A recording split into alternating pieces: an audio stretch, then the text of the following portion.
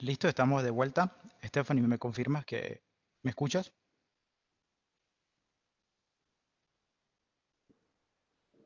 Se escucha bien. Listo, entonces vamos a empezar con la segunda parte de la sesión del día de hoy. Esta segunda parte consta de una introducción a lo que es la metodología de lecturas de metales por absorción atómica. Y como vimos en la primera parte de la sesión del día de hoy, hay dos formas de medir metales, por espectroscopía de plasma acoplado inductivamente y espectroscopía de absorción atómica. Sea una o sea la otra, siempre hay tres etapas básicas en el proceso de medición. La primera consiste en lo que es la preparación de las disoluciones y los patrones para preparar lo que es la medición indirecta en el instrumento. Y la segunda etapa consiste en lo que es la preparación de la muestra. A lo largo de las 6 sesiones que vamos a tener y puntualmente en la sesión de la próxima semana, vamos a ver que para la expresión de la concentración debemos tomar en cuenta si lo que vamos a reportar es metales totales, metales disueltos o metales que se encuentran en el material particulado. En el caso de cuando la muestra se trata de agua, cuando la muestra es un sólido, hay dos procesos básicos que podemos hacer. En el caso de los suelos, lo que debemos determinar es la capacidad de la disponibilidad del mineral, y lo que se hace cotidianamente es una extracción simulando la asimilación de las plantas. O podemos medir el contenido total, ya sea en un alimento o un suelo, mediante una etapa de completa digestión de la matriz. Y finalmente tenemos una última fase en donde se realiza la medición de las absorbancias de las soluciones para preparar la recta de calibración y de las absorbancias de lo que son las disoluciones obtenidas para la preparación de la muestra. Hay distintas formas de preparar la muestra, hay distintas formas de digestar, hay que simular lo que es la preparación del medio, hay que simular la preparación del medio tanto para el producto digestado como para lo que es los patrones. Eso es un punto que vamos a incluir en lo que es la selectividad. Simular las matrices en las que se preparan las soluciones. Medio ácido, se debe simular el medio, en qué concentración de ácido se preparan los patrones, en qué concentración de ácido quedan finalmente las muestras. Así que eso es parte de lo que vamos a ver a lo largo de todo el curso. Vamos a combinar los fundamentos necesarios para las distintas etapas y realización de los parámetros de validación y cómo participan directamente estos parámetros y su relación con cada una de las etapas en lo que es una medición de un metal por absorción atómica. Así que esto es lo que vamos a ver a lo largo de todo el curso. Hoy empezaremos definiendo lo que es validación y verificación, definir de una forma clara cuándo es necesario validar algo y cuándo es necesario verificar una metodología. Adicional a la introducción que vamos a hacer de lo que es la espectroscopía de absorción atómica. Estas mediciones por espectroscopía de absorción atómica forma parte de lo que son métodos analíticos que están fundamentados en técnicas analíticas tipo medición basado en propiedades ópticas. Así que nuestro método está basado en el fundamento de la absorción atómica.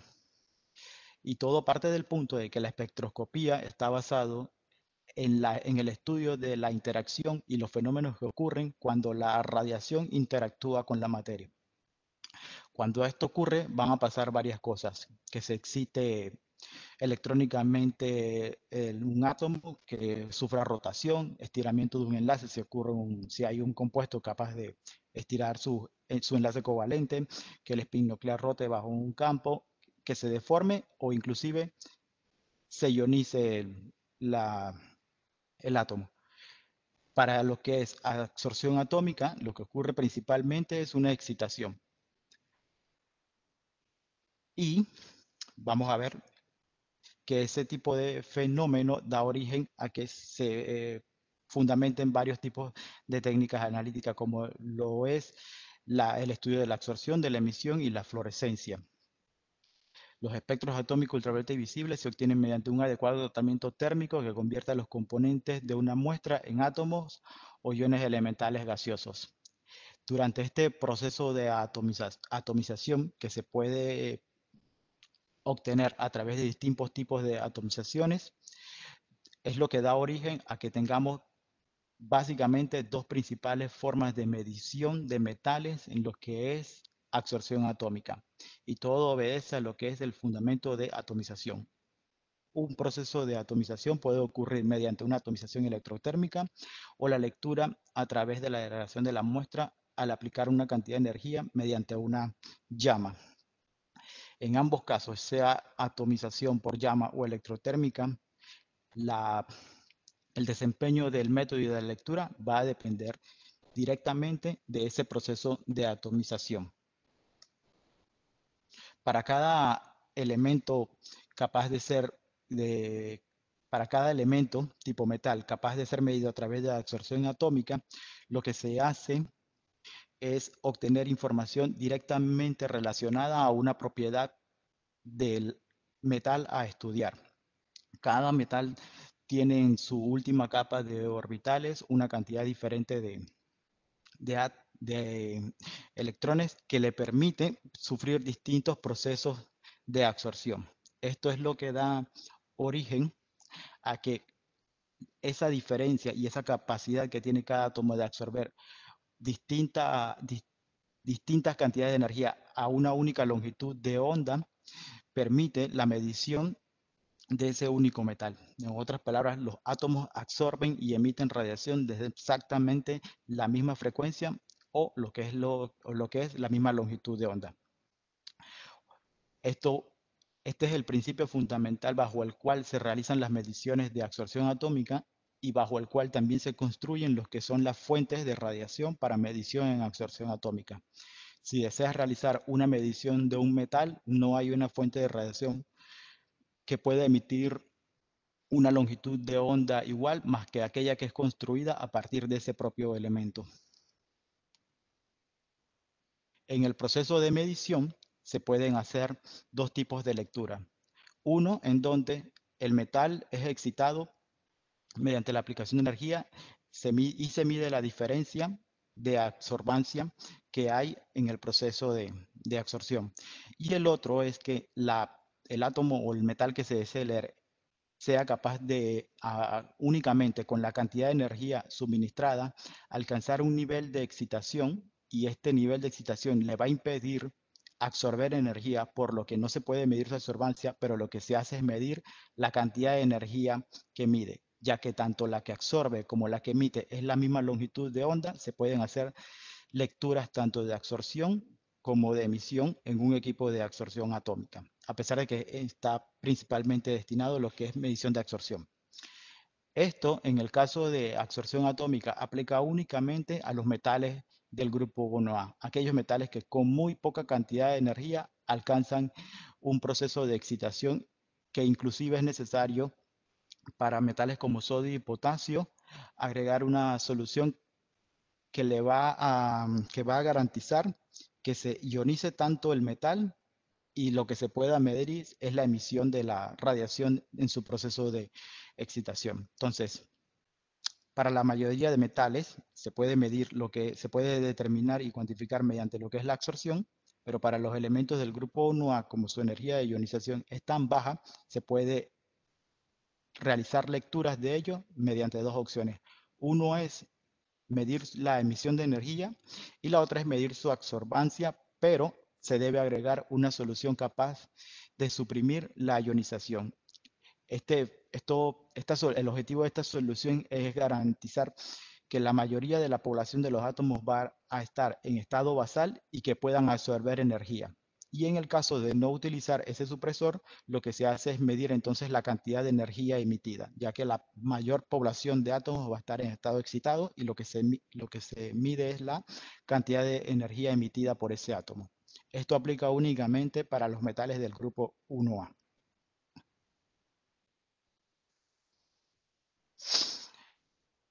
Como le estaba comentando, en ese proceso de medición de absorción o emisión, hay un diseño básico instrumental para todos los instrumentos, en donde siempre van a encontrar en una primera etapa una fuente de radiación, un sistema donde la muestra se pasa por una cantidad de procesos en donde finalmente se atomiza y es capaz de absorber radiación.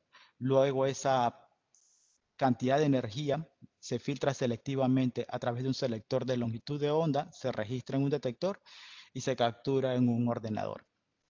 Esto es para el paso en donde la población de átomos en la zona de atomización se encuentra en estado basal y tiene la capacidad de absorber radiación, radiación de la misma longitud de onda de la que el metal que se quiere determinar. En el caso de los elementos del grupo 1A, como la cantidad de energía que se requiere para que se excite e inclusive se ionice es tan baja, lo que se puede hacer es medir la emisión o agregar un supresor de ionización para medir su absorción. La cantidad de energía que suministra una llama utilizada en un equipo de espectrofotometría de absorción atómica es muy inferior a la cantidad de energía medida en función de su temperatura que suministra la antorcha de un plasma acoplado inductivamente. La cantidad de energía es tan alta en un espectrómetro de emisión de plasma acoplado inductivamente que la población de átomos va a estar normalmente en estado excitado. Y lo que se hace es medir la emisión de radiación de cada uno de esos átomos. Cuando el equipo de plasma acoplado inductivamente tiene un sistema de identificación de cada metal basado en la lectura de las distintas longitudes de onda de cada elemento. Bien, entonces, para que un equipo de espectrofotometría de absorción atómica esté perfectamente definido, hay que tener claro cuál es la fuente de radiación que se va a utilizar. En el caso de absorción atómica, cuál es la temperatura y la zona de la llama que se va a utilizar, si se va a utilizar llama y si se va a utilizar atomización electrotérmica, hay que definir las condiciones de modificador de matriz, de tipo de tubo de grafito y de programa de calentamiento, para que luego que es lo que va a permitir optimizar la cantidad de absorbancia medida en el detector a través del selector de longitud de onda. Puntos clave en este momento: elección de la fuente de radiación, tipo de atomización que se va a utilizar y el selector de longitud de onda es algo propio del diseño y normalmente el tipo de selector de longitud de onda está en combinación con lo que es la fuente de radiación que se utiliza. A lo largo de este curso vamos a tener muy claro, espero poder transmitirle el mensaje de claridad de cuáles son las fuentes de radiación comercialmente disponibles, que tiene uno, que tiene la otra.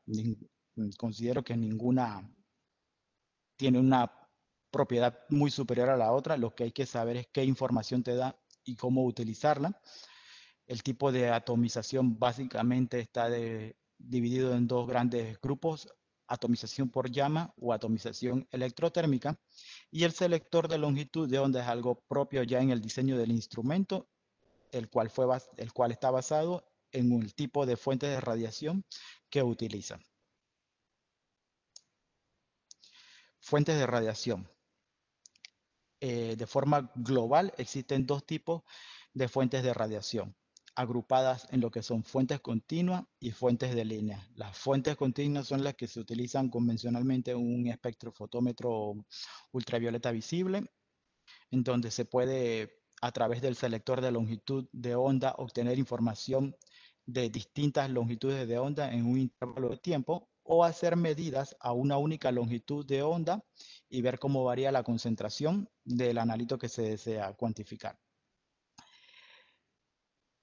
Esto funciona muy bien para un equipo de absorción atómica y actualmente existen diseños de instrumentos que te permiten elegir si utilizas una fuente de radiación continua o una fuente de línea.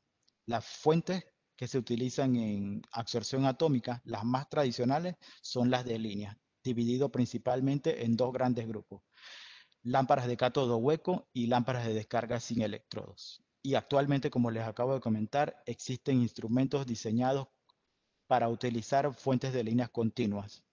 Puntualmente, instrumentos que utilizan una fuente de lámpara de xenón. Y como ven, en su alcance de longitudes de onda, te permite obtener información en un rango de 250 a 600 nanómetros. Te permite realizar cuantificaciones en longitudes de onda que están dentro del rango del ultravioleta hasta el visible. Vamos a empezar por lo que son las fuentes de radiación tipo línea, y tradicionalmente están agrupadas en dos tipos: lámpara de cátodo hueco y lámpara de descarga sin electrodos.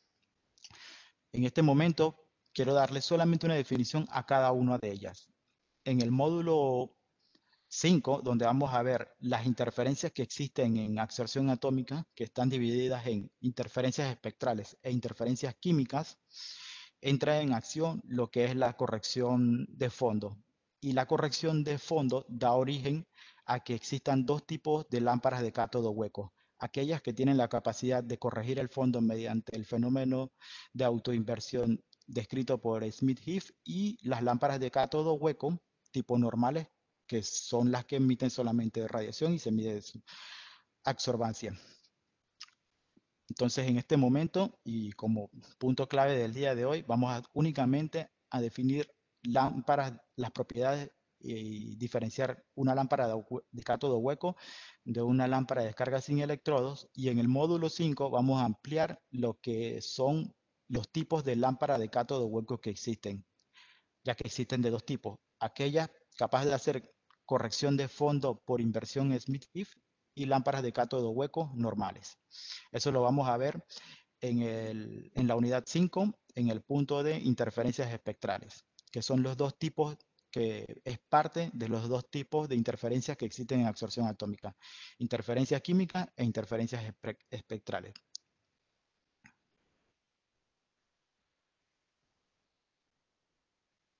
Bien, lámparas de cátodo hueco o lámparas de descarga sin electrodos.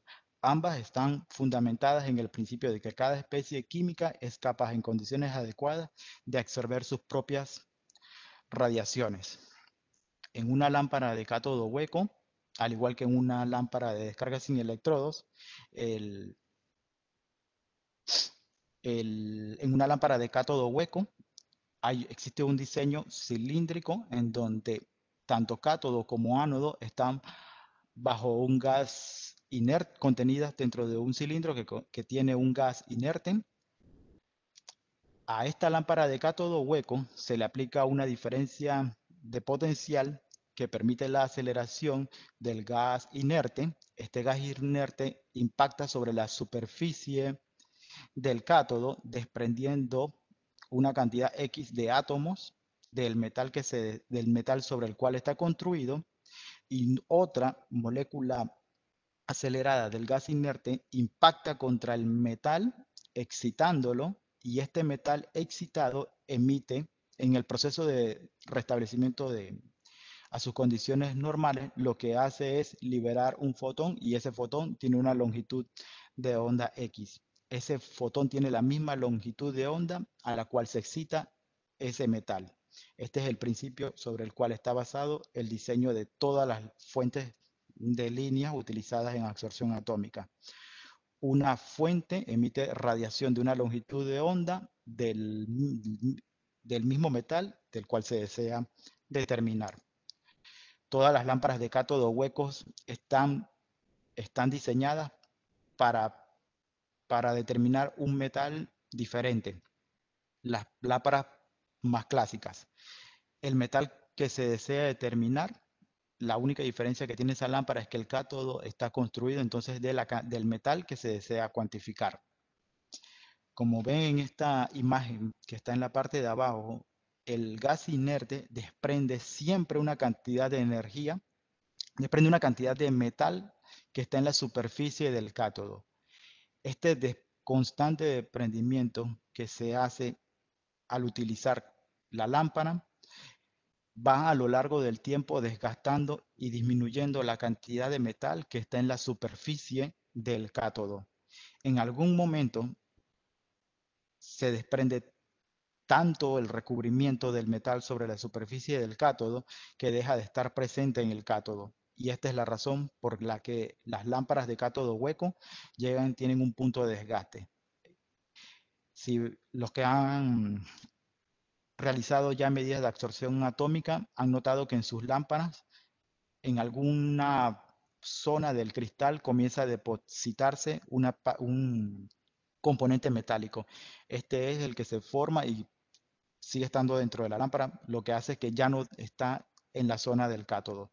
Así que como ya no está en la zona del cátodo, la lámpara va perdiendo la capacidad de generar tanto intensidad como línea espectral, ya que la cantidad del metal presente en el cátodo comienza a disminuir.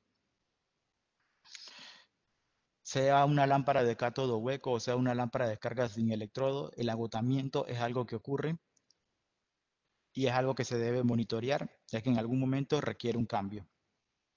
Para darle una cantidad de tiempo y que tengan una idea del el desgaste que tiene una lámpara, pues utilizaré algunos ejemplos de clientes, de usuarios en Panamá que tienen estos equipos. Algunos pueden haber estado usando una lámpara por 10 años y aún no requieren cambio. Y hay otros clientes que en 3 años ya han tenido que cambiar la lámpara de metal porque sus actividades de laboratorio demandan una gran cantidad de uso de lo que es de la lámpara. Así que en promedio, todas las lámparas tienen una vida media definida en horas y digamos que está entre 500 y 700 horas de uso. Más que tiempo de vida del laboratorio medido en años de existencia, lo que se debe realizar es una medición de un seguimiento de las horas de desgaste que tiene cada lámpara. Lo ideal es monitorear realmente a cuántas horas se ha utilizado cada una de las lámparas. Y adicional, evaluar constantemente antes de utilizar la lámpara cómo está el desempeño de la cantidad de energía que emite y de la línea espectral que emite. En algunos instrumentos se le llama gain, en otros instrumentos se le llama beam balance. Sea cual sea el diseño del instrumento, lo importante es identificar estos dos aspectos, donde veo que mi lámpara esté emitiendo la línea espectral pura que quiero con la cual voy a cuantificar, y lo otro es que esté emitiendo la cantidad de energía necesaria para realizar mi cuantificación. Al igual que en un espectrofotómetro ultravioleta visible, la cantidad de energía está relacionada con lo que es la escala fotométrica. Si la lámpara va perdiendo intensidad, la escala fotométrica se ve directamente afectada. Así que es muy importante monitorear lo que es la vida de la lámpara, basado en dos aspectos principales: pureza de línea espectral y la cantidad de energía que emiten. Bien, lámparas de cátodo hueco existen. Ajá. Había una pregunta, pero creo que la respondiste ya. Decía cómo me doy cuenta que mi lámpara ya está desgastada en mis lecturas. Ok, sí. La lámpara tiene dos propiedades básicas que monitorear: línea espectral y la cantidad de energía. Sea cual sea el instrumento de la marca que sea, actualmente en todos hay definido una zona o una prueba en donde en algunos instrumentos le llama gain, en otros le llama beam balance, en el otro se llama línea espectral o longitud de onda. Lo importante es identificar dónde está esta información en el instrumento de la marca que tengan. Ambas características son las que te permiten identificar si tu lámpara se está agotando o no. En el caso de las lámparas de cátodo hueco, el proceso de excitación del argón se realiza mediante la aplicación de una diferencia de potencial. Este es un valor que uno coloca en el software y cada lámpara tiene un intervalo de valores que le puede aplicar. Tiene un intervalo, una cantidad de energía que se le puede aplicar, que va desde digamos, mm, desde unos 12 hasta pongamos un rango de 12 a 40. Cuando una lámpara está comenzando a utilizarse, se suministra una cantidad se suministra un valor que es su mínimo, ya que el cátodo está completamente revestido todavía del metal. A lo largo del tiempo van a notar dos cosas, que la línea espectral se mantiene y la otra es que el gain comienza a disminuir. En ese momento en que el gain comienza a disminuir, lo que hay que hacer es comenzar a aplicar una mayor cantidad de energía para lograr agotar todo el depósito de metal que se encuentra en el cátodo. Pero va a tener un límite de depósito y un límite de energía. Así que a medida que la lámpara se va agotando, se le debe ir aplicando mayor cantidad de energía hasta que la lámpara se agota completamente. Duran bastante, la verdad es que duran bastante las lámparas de cátodo hueco y son las que menos duran. Ajá. Otra pregunta, para las lámparas multielementales, ¿de qué metales están formadas? Ok. Lámparas de cátodo hueco son populares, un grupo de lámparas que tienen la capacidad de medir varios elementos. Esto está hecho y se eligen los metales basado en lo que es la similitud en sus puntos de fusión. En esas lámparas de cátodo hueco multielementales, el cátodo tiene un depósito en su superficie de distintos elementos, pero esos distintos elementos tienen que tener una similitud. Esa similitud está correlacionada y basada en la elección de los metales que se utilizan para preparar la superficie del cátodo, basado en lo que es similitud de punto de fusión y volatilidad.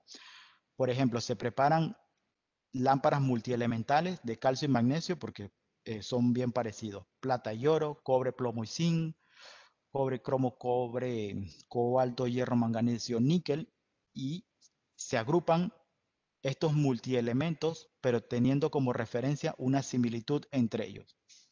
Cada vez que utilizas una lámpara de cátodo hueco multielemental, no estás agotando únicamente el depósito de un metal, sino que estás agotando el depósito de todos los metales con el que está construido el cátodo.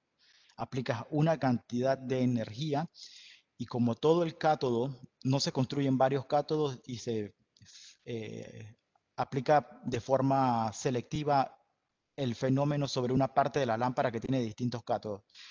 No funciona así. Lo que se hace es aplicar todo el fenómeno a el cátodo que tiene distintos elementos.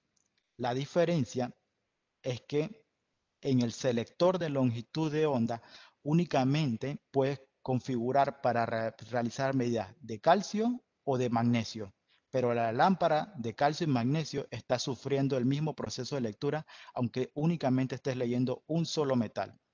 Puedes tener una lámpara multielemental de 6 metales, pero puedes medir uno a la vez. Y el fenómeno de desgaste sobre el cátodo está ocurriendo simultáneamente sobre todos los metales. Así que vas a tener una lámpara multielemental, pero únicamente puedes medir de un metal en un metal y vas a... El desgaste sobre la lámpara ocurre para todos los metales. El beneficio es que te ahorras el hardware de una sola, de 6 lámparas, te lo ahorras en una sola. Te ahorras el estar cambiando lámpara, pero el desgaste ocurre sobre todo el cátodo. Y la lectura la puedes hacer sobre solo uno de los metales de los cuales está compuesto esa lámpara multielemental. Una única fuente de línea capaz de emitir líneas para todos los metales sobre el que está construido el cátodo, pero tu selector de longitud de onda te permite únicamente filtrar información para obtener las diferencias de absorbancias para un solo metal. ¿Hay más preguntas? No, son todas hasta el momento. Ok.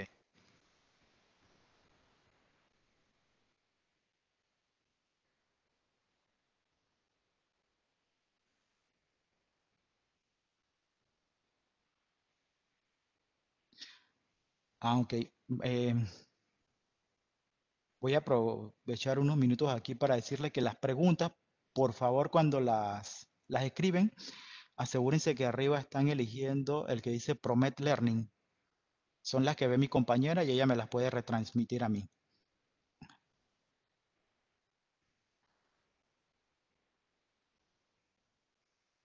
Así que si han escrito alguna pregunta y ven que no la he contestado, please la vuelven a escribir, pero la envían a Promet Learning.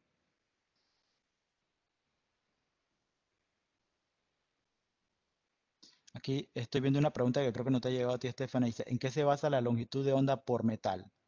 Se basa en que cada elemento tiene en su última capa de orbitales distintas cantidades en distintos orbitales. Y eso hace que cada metal sufra el proceso de excitación y de absorción a una longitud de onda distinta. Para cada metal, el fenómeno de absorción y de emisión ocurre a distintas longitudes de onda.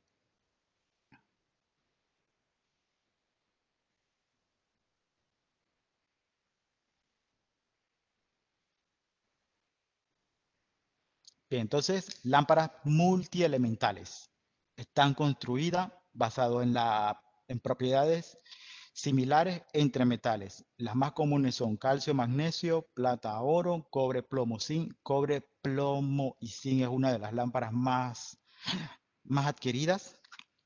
Cobalto, cromo, cobre, hierro, manganeso y zinc es una lámpara bastante ambiciosa. Es algo que hay que tomar en cuenta si todos los metales que va a elegir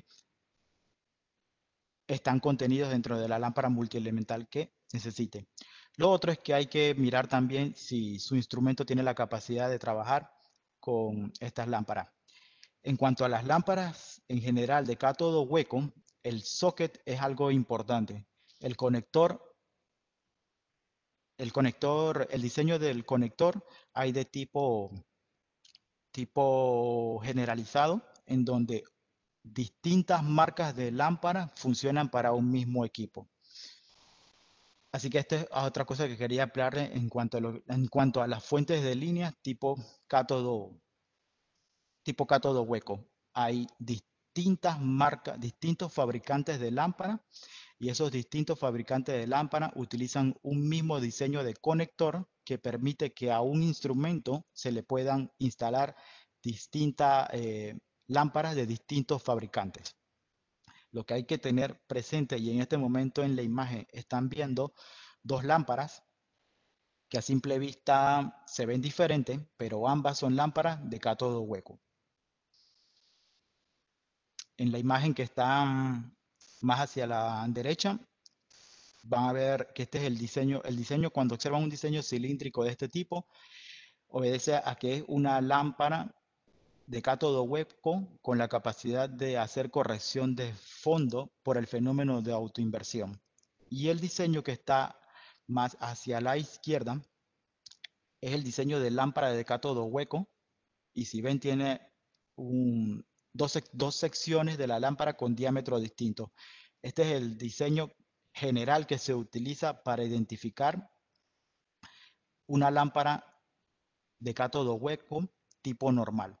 Así que en este momento van a ver, están viendo en la pantalla una imagen de lámparas de cátodo hueco. La diferencia entre una y otra es que la de la izquierda es una lámpara normal y la de la derecha es una lámpara de cátodo hueco con la capacidad de hacer corrección de fondo por fenómeno de autoinversión.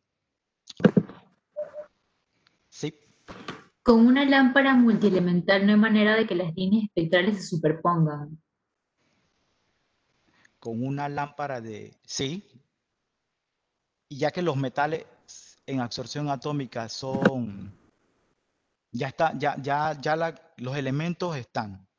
Y ya está bastante hecho el estudio de cuál es la línea espectral que se utiliza para cada uno de los elementos. Y hay 5 coincidencias en longitudes de onda, que varían muy poco a la milésima del valor de longitud de onda. Esto es lo que da origen a las interferencias espectrales. Y hay varias formas de solucionarlo. Lo bueno de absorción atómica es que como ya los metales es un grupo finito que existe, está bien estudiado lo que son las posibles interferencias por sobreposición de longitudes de onda. En la sesión de selectividad voy a incluir la parte de, está programada la parte de ver cómo interfiere una línea espectral con otra. Y ya que son 6 tipos de longitudes de onda que se pueden sobreponer de 4 distintos elementos. Eso es algo que sí puede ocurrir, como lo aclaran como lo solicitan en la pregunta, pero ya está perfectamente caracterizado cuáles son las longitudes de ondas que interfieren entre el grupo de metales que ya está establecido. Ya los metales es una lista que no va a cambiar, o creo que no está programado que cambie, y está perfectamente caracterizado cuál longitud de onda interfiere con cuál. Los metales de transición los metales que tienen que pueden llegar a tener distintos números de oxidación van a tener distintas líneas espectrales. Lo que se hace es un juego de elegir por ejemplo, el hierro es uno de esos. El hierro tiene al menos 4 líneas espectrales que se pueden utilizar y si en mi matriz que voy a cuantificar hay un elemento que tiene una longitud de onda que puede interferir con alguno de ellos, lo que hago es elegir una longitud de onda del hierro que no me interfiere con ese otro metal que ya es conocido cuál es la línea espectral que interfiere con él. Por eso en cada uno de los métodos que ya existen normalizados, un dato que siempre van a encontrar descrito es cuál es la longitud de onda que se utiliza para cuantificar ese metal en esa matriz.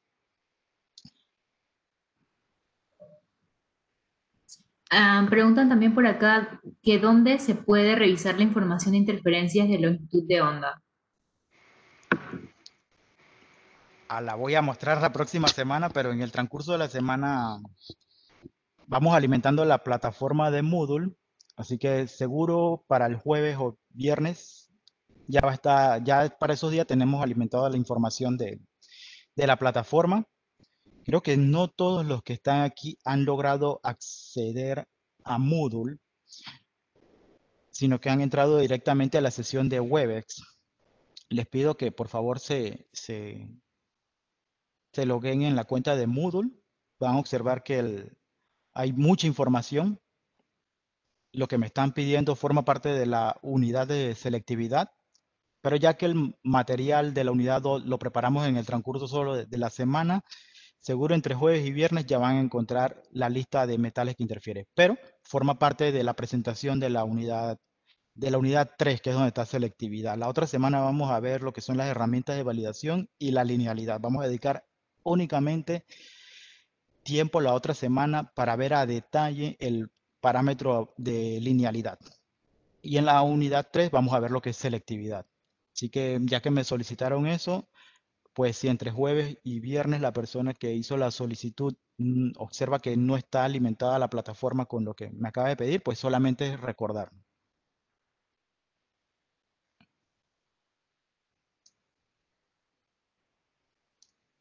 Bien, la otra fuente de línea utilizada es la lámpara de descarga sin electrodo. Mismo fundamento de cátodo construido sobre el metal que se desea determinar y la diferencia de funcionamiento con respecto a la lámpara de cátodo hueco es que la excitación se realice mediante la aplicación de un campo de radiofrecuencias.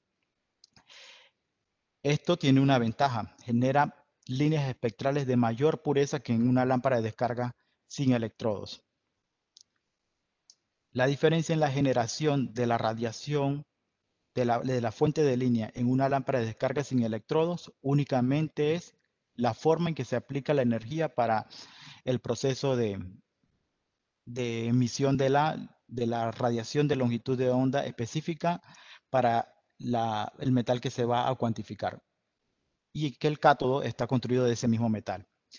Esa es la diferencia entre una lámpara de cátodo hueco y una lámpara de descarga sin electrodos. En una lámpara de cátodo hueco se aplica una diferencia de potencial.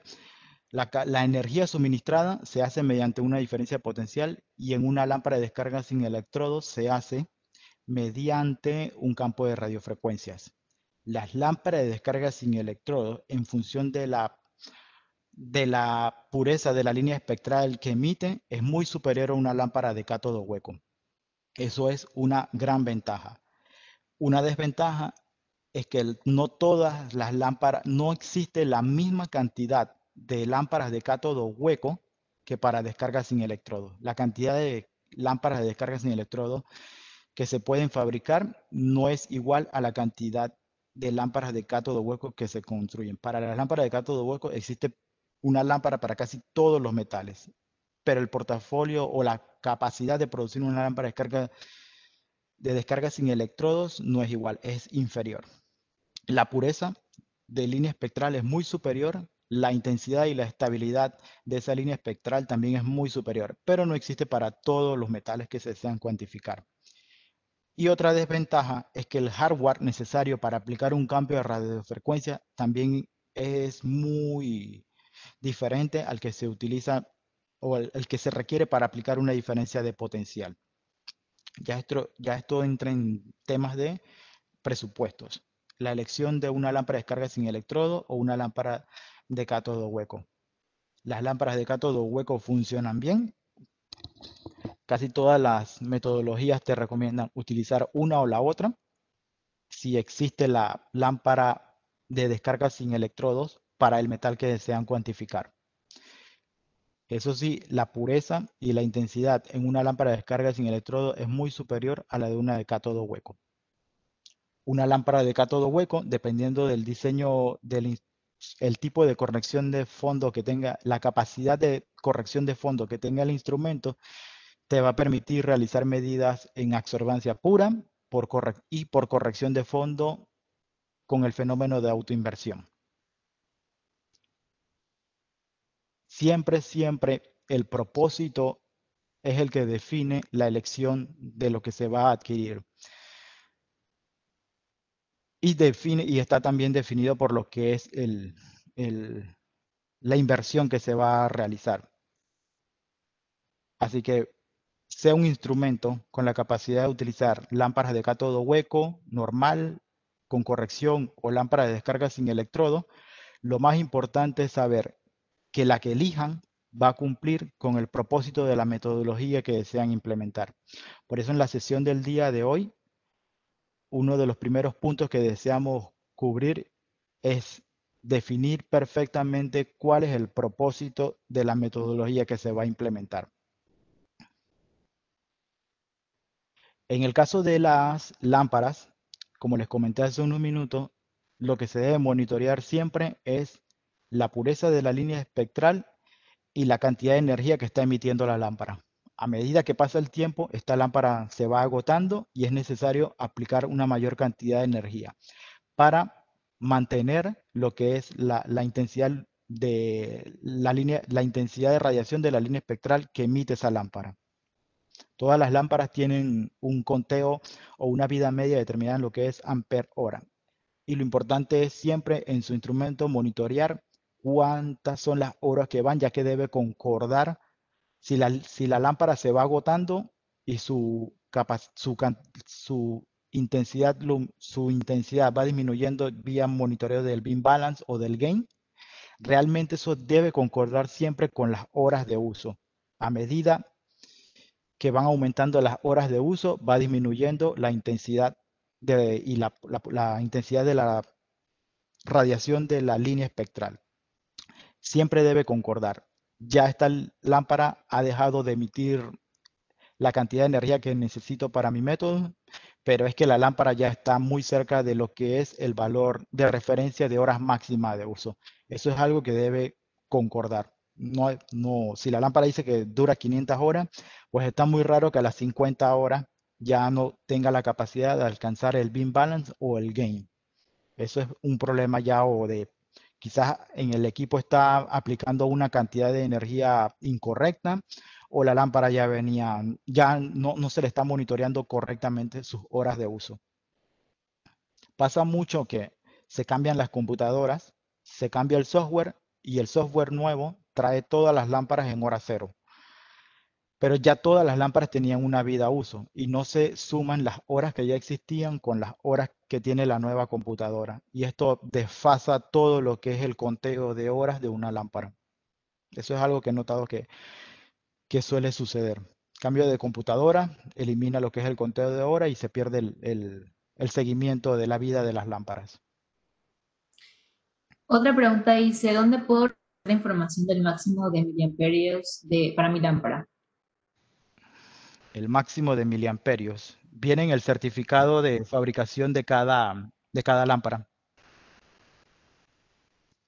En cada lámpara viene un... Voy a salir de aquí para buscar una imagen, porque esa pregunta me ha gustado. ¿No ven mi pantalla? Se ve negra. Ok.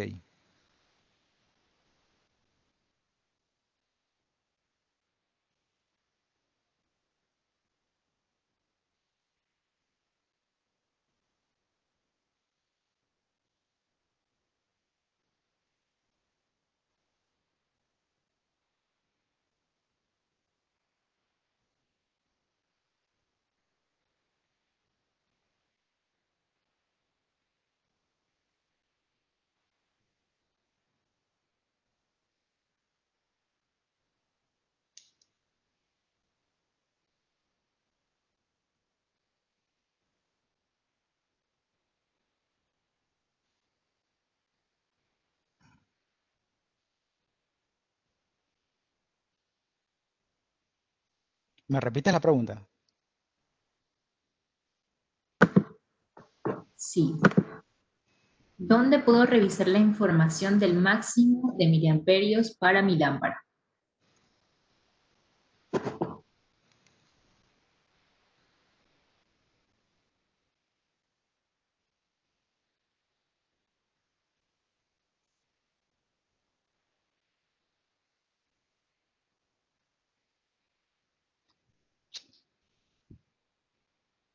Vuelve a mi presentación, ¿cierto?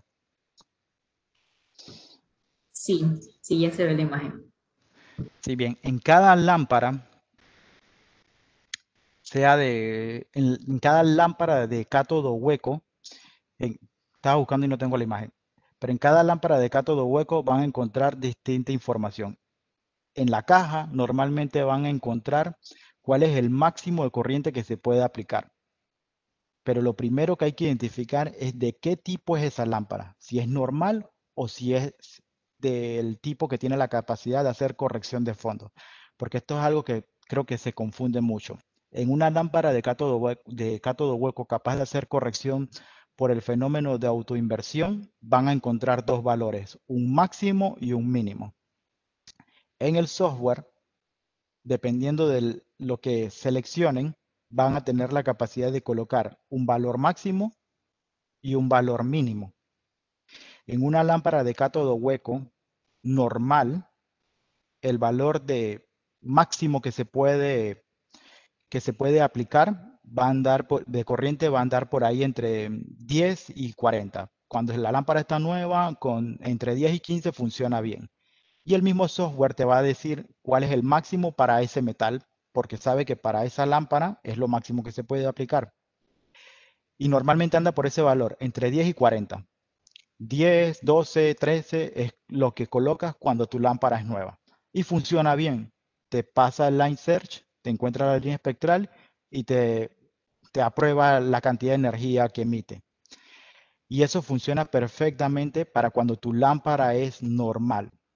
Cuando tu lámpara es de cátodo hueco con la capacidad de hacer corrección de fondo, tu lámpara va a tener dos datos claves, un valor pequeño y un valor muy alto con respecto al pequeño. Por ejemplo, en esta imagen están viendo que tiene un valor de corriente bajo y un valor de corriente alto. En una lámpara con la capacidad de hacer corrección de fondo por autoinversión, estos valores son tan grandes y obedecen al principio del tipo de corrección de fondo. Una lámpara de cátodo hueco con la capacidad de hacer este tipo de corrección de fondo Smith-Heath lo que hace es aplicar alto y bajo alta y baja corriente de una forma muy rápida y de esta forma corregir las interferencias espectrales. Esa lámpara está construida con la capacidad de soportar estos cambios estos diferentes valores de corriente que se aplican, pero es que esos valores son bastante diferentes. De 10 a 300, un valor bastante alto. Una lámpara normal no soporta una aplicación de corriente de más de 40. Apenas le apliques más de 40, la vas a fundir. Y ya después que eso ocurre, no hay retorno atrás. La vida de la lámpara en ese momento finaliza. Para una lámpara normal, el valor de corriente anda entre 10 y 40. Para una lámpara una lámpara de cátodo hueco normal anda entre 10 y 40. Para una lámpara de cátodo hueco con la capacidad de hacer corrección de fondo anda entre 10 y 300. Y al aplicar un valor tan alto de 300 a una lámpara normal, pues lo que vas a hacer es fundirla, no soportan. Y el socket con el que conectan las lámparas es igual para una normal y para una con la capacidad de hacer inversión de corrección de fondo por fenómeno de autoinversión. Entonces, el valor lo van a encontrar siempre en el software y en el folleto de la lámpara. De la marca que sea, siempre le va a decir, esta lámpara tiene un valor de corriente de trabajo si es normal, va a estar seguro por ahí, entre 10 y 40. Si es tipo autoinversión, entre 10 y 300. Y el 300 inclusive es un valor que puedes aumentar. ¿Sí? ¿Esa corriente que se aplica es igual a medida que uno utiliza la lámpara o en algún momento cuando está desgastada hay que aplicar más? Sí. Sea de cátodo, sea en una lámpara, en los dos tipos de lámparas de cátodo hueco que existen, normal y autoinversión, siempre se modifican los valores de corriente, en la que es el software, el hardware está diseñado para poder realizar esa corrección de fondo. Aquí ven que tiene 10 y 300. Uno puede modificar o utilizar 10 cuando está nueva. Con el paso del tiempo tendrás que aumentarle de 10 a 15, a 20. Esta va a llegar hasta 40, pero el 300 también debes modificarlo, también debes irle aumentando. Van de la mano. Le aplico mayor corriente tanto al valor bajo como al valor alto. Así que el 300, al igual que el 10, lo voy aumentando. Lo puedo hacer en una lámpara con la capacidad de hacer corrección de autoinversión, la que está a la derecha. La que está a la izquierda, como es normal, únicamente puedo aplicar valores entre 10 y 40. Estoy seguro que es para casi todas las marcas el valor que se utiliza. Todas las marcas de equipo utilizan un valor por ahí entre 10 y 50 para lámparas normales. Para lámparas de cátodo hueco con fenómeno de autoinversión, pues el valor cambia. En la mayoría de los instrumentos es una pregunta clave indicarle al software la lámpara que voy a utilizar es de esta o es de la otra, porque el mismo software te bloquea la opción de aplicar una mayor cantidad de corriente. Así que la cantidad de corriente depende del tipo de lámpara. Para una lámpara de cátodo hueco normal anda por ahí entre 10 y 40. Para una lámpara de cátodo hueco con capacidad de hacer corrección por autoinversión anda entre 10 y 400. Y se aplica de distintas formas. Se aplica en dos extremos de valores, porque el fenómeno de autoinversión ocurre de esa forma, aplicando corriente alta y baja en un intervalo de tiempo muy corto. Entonces, del día de hoy hay dos tipos de fuentes de líneas continuas básicas, descarga sin electrodo y cátodo hueco. Y de cátodo hueco existen de dos tipos, normal y con capacidad de hacer corrección de fondo por autoinversión. La lámpara normal se agota, a medida que se va agotando, se le aumenta la cantidad de corriente que se aplica, y la de autoinversión se le hace lo mismo, pero las cantidades de corriente que se aplican para la normal y de autoinversión son diferentes. Una lámpara de cátodo hueco con fenómeno de autoinversión funciona como autoinversión y normal, pero la lámpara normal no funciona para hacer corrección por autoinversión.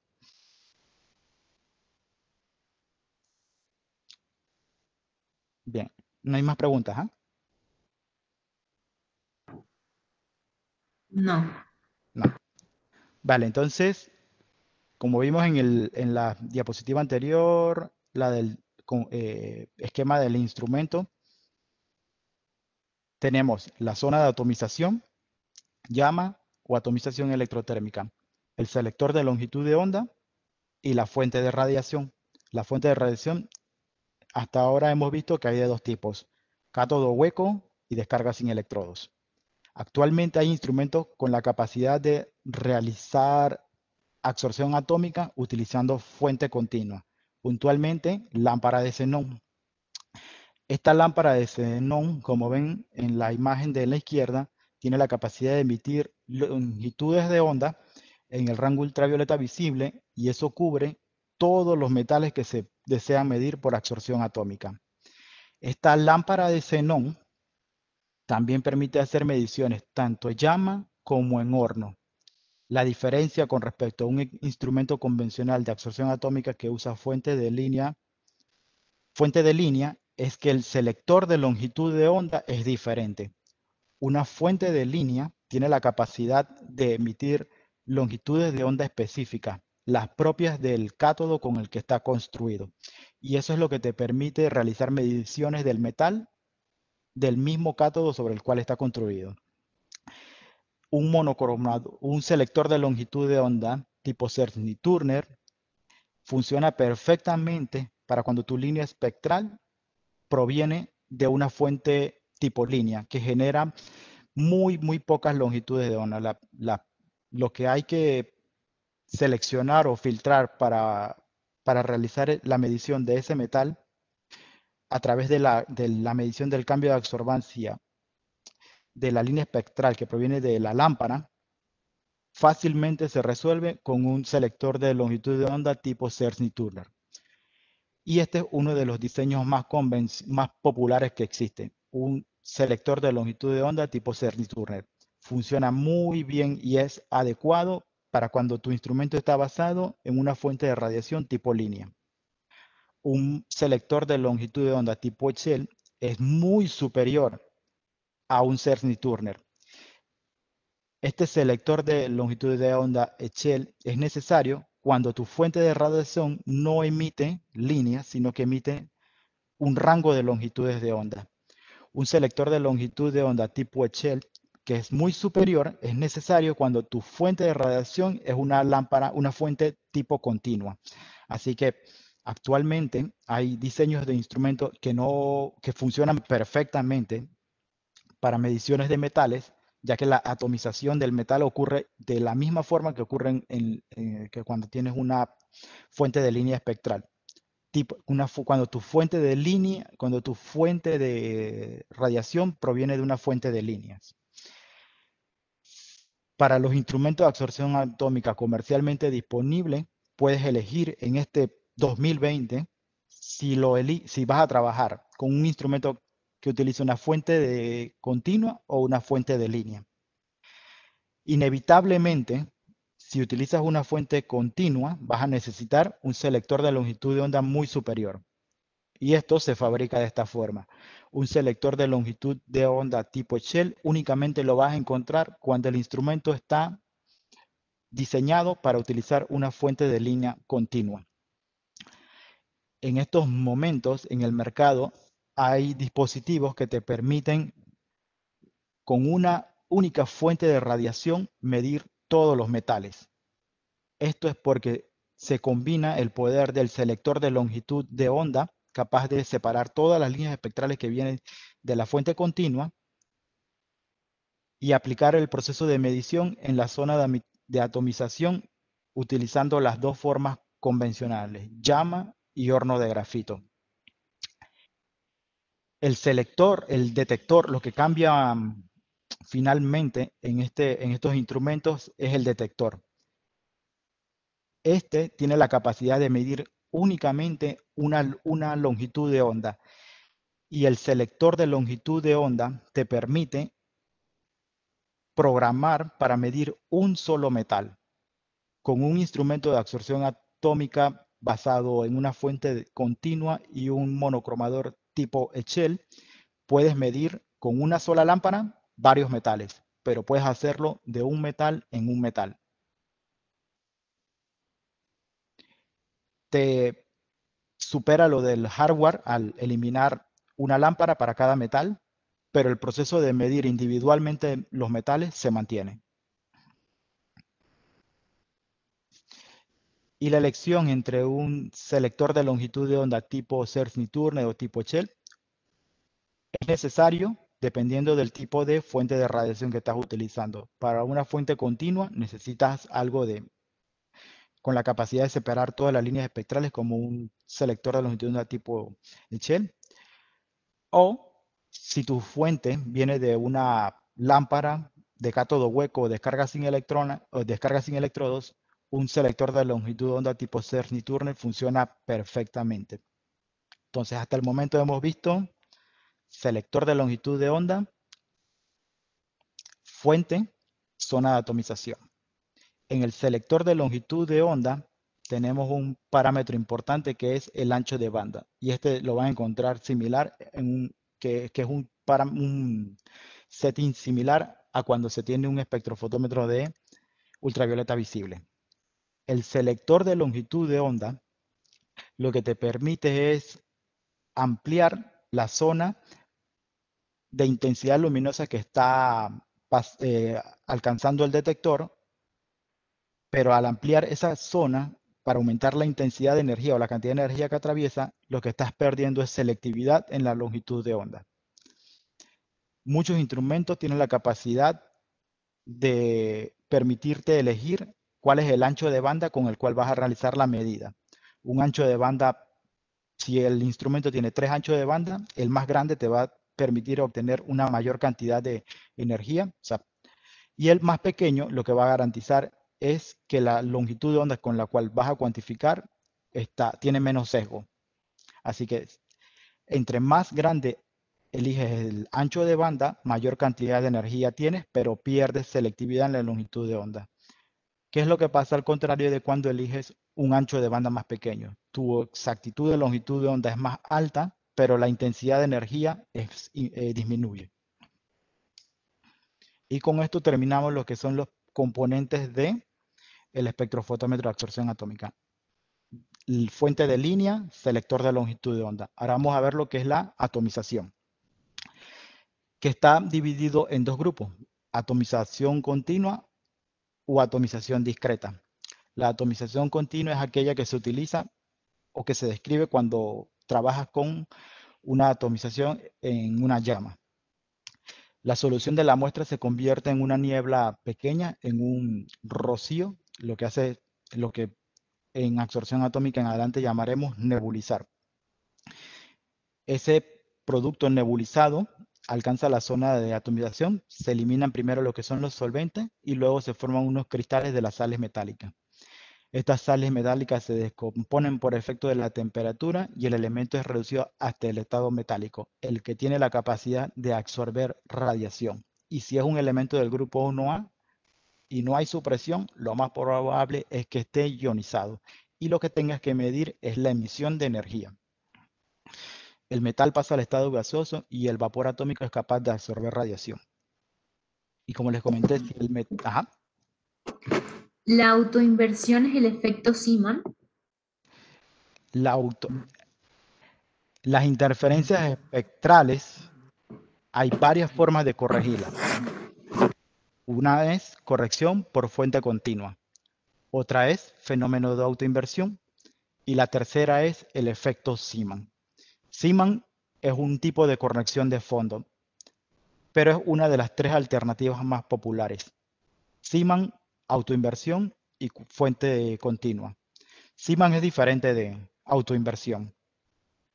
¿Cuál funciona mejor? Pues la verdad es que las tres funcionan. Lo que sí es que no se puede adquirir un instrumento que tenga todas las correcciones de fondo. Cada fabricante patentiza el tipo de autoinversión y los demás tienen un equivalente. Para eliminar interferencias espectrales, entonces están las distintas opciones. Todas funcionan. Zeeman es una de las alternativas. Zeeman está patentado y no es, autoinversión es una opción y Siemens es otra opción para correcciones de fondo. El hardware con el cual se realizan las correcciones también es diferente. Bien, entonces, ¿dónde había quedado? Si los metales son del grupo 1A, lo más probable es que el estado del metal sea tipo, esté en estado emisión, en estado excitado, y lo que hay que medir es la emisión. Si se agrega un supresor, se conserva en estado basal y se mide la absorción. La reproducibilidad y la sensibilidad, tanto en la atomización electrotérmica como llama, depende estrictamente del proceso de atomización. En la llama, en general, todas las llamas tienen tres zonas. La que se utiliza para mediciones en absorción atómico es la zona interconal. La altura de la llama ya está definida para para cada uno de los diseños instrumentales comercialmente disponibles que existen. Lo que hay que tener claro es el tamaño de esa zona intermedia y dónde se realiza la mayor lectura para cada uno de los metales, porque esta es una de las cosas que varía de metal en metal. Una única llama para cada metal, se pueden hacer modificaciones para ajustar lo que es la linealidad y la respuesta en cada metal. La llama, lo que se va a utilizar siempre para cuantificar es la zona intermedia. Esta zona intermedia tiene un tamaño bastante considerable y cada instrumento te permite ajustar la altura a la cual se mantiene constante el lugar por donde pasa el haz de radiación, y lo que se puede modificar es la altura de la llama y dónde interactúa con ese haz de radiación. Esto te permite ajustar un valor tanto para aumentar o disminuir lo que es la absorbancia a una misma concentración. En otras palabras, esto es lo que te permite modificar tu rango de concentraciones. Si cada fabricante tiene un rango de concentraciones en donde se obtiene la mayor absorbancia a la menor concentración. En el diseño de una recta de calibración lo que buscamos es cumplir el propósito, no confirmar las especificaciones del fabricante ni reproducir las rectas de calibración que diseña cada fabricante. Esas están pensadas para demostrar que el instrumento funciona de una forma. La otra semana vamos a ver cómo diseñar una recta de calibración, cuáles son los valores de concentración que necesito para cumplir el propósito de mi metodología. Y aquí de nuevo repito que lo más importante siempre es cumplir el propósito del método. Y uno juega con las condiciones instrumentales y de metodología para adecuar ese propósito. Los fabricantes tienen unas condiciones de prueba que sirven para demostrar que el instrumento está instalado y que funciona de acuerdo a las especificaciones del fabricante, pero no son las mandatorias para utilizar en todas las metodologías. Dependiendo del propósito, dependiendo de la matriz, el nivel de concentración, la naturaleza física de la muestra, todo esto es lo que hay que ajustar en el instrumento para que se cumpla el propósito de la metodología. El propósito es lo más importante. Necesito cuantificar, necesito alcanzar este valor, ese valor es alto, ese valor es bajo. Por eso en la sesión de hoy incluimos identificar cuál es la categoría de mi método, porque la categoría del método va a determinar cuáles son las pruebas que hay que realizar y cómo se ajusta cada una de ellas. En la atomización por llama hay dos principales tipos de mezclas de gases que se utilizan para generar distintas temperaturas en la llama y que esto te permita obtener el elemento en estado metálico, y ese estado metálico es el que va a absorber radiación. Las dos más utilizadas son aire acetileno y acetileno óxido nitroso. Cada una de ellas te permite alcanzar distintas zonas de temperatura. Para los metales ya está perfectamente caracterizado cuál es la llama adecuada para realizar una cuantificación en el nivel de concentración que te permite alcanzar la llama. El orden de trabajo de una llama va desde 1 miligramo por litro hasta 10 miligramos por litro. Para otro tipo de atomización como lo es la electrotérmica, pues el orden de concentraciones disminuye. Cuando vas a trabajar, y nuevamente el propósito define en qué nivel de concentración vas a trabajar, ya que tienes identificado el nivel de concentración al cual necesitas adaptar tu método, vas en una primera instancia a decidir si es la atomización por llama o si es la atomización electrotérmica la adecuada para cumplir tu propósito. Una vez que tienes definido eso, y en este momento vamos a asumir que el ejemplo es por llama, vas a identificar cuál es la llama que requieres. Si vas a cuantificar, por ejemplo, cobre, una llama aire acetileno funciona perfectamente. Pero si lo que vas a cuantificar es aluminio, vas a requerir óxido nitroso acetileno. Esta tabla que están viendo en este momento cubre perfectamente, creo que casi todos los diseños de equipos comercialmente disponibles y todas las metodologías normalizadas que existen. Para cada metal ya está caracterizado que si voy a trabajar en el orden de concentración de 1 a 10 miligramos por litro, voy a utilizar llama y para cada metal ya está tabulado cuál es la llama recomendada. Esta es otra característica que siempre van a encontrar en la descripción de un método normalizado. Tipo de llama y longitud de onda para cuantificar. ¿Sí? ¿Cómo sé que mi llama está correctamente ajustada? ¿Qué ajustes tendría que hacer para obtener una llama correcta?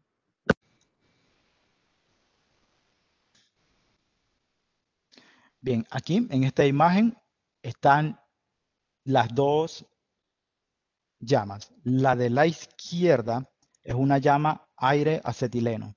Visualmente, una llama aire acetileno sobre la base del quemador debe tener una línea de una intensidad azul y el resto de la llama debe ser de un color bastante azul. Y esas son visualmente las características con las que puedes en una primera instancia ir visualizando si tu llama está bien. La llama aire acetileno siempre va a ser de color azul. Del tema de agua, el tema del agua que se utiliza y cómo afecta ese comportamiento de color azul es algo que vamos a ver en herramientas de validación. Eso sí está en la sesión de la próxima semana. Pero si ven en este momento, el medio que se va a utilizar para realizar las lecturas debe ser transparente a la medición. El agua correcta que se utiliza para absorción atómica no debe producir un cambio de color en la llama. Y la llama debe ser de color azul. Para aire acetileno, ese es el indicador de que la llama está bien. Debe ser de color azul en toda su base. Varía un poco las tonalidades azules, pero esencialmente debe tener una tonalidad azul.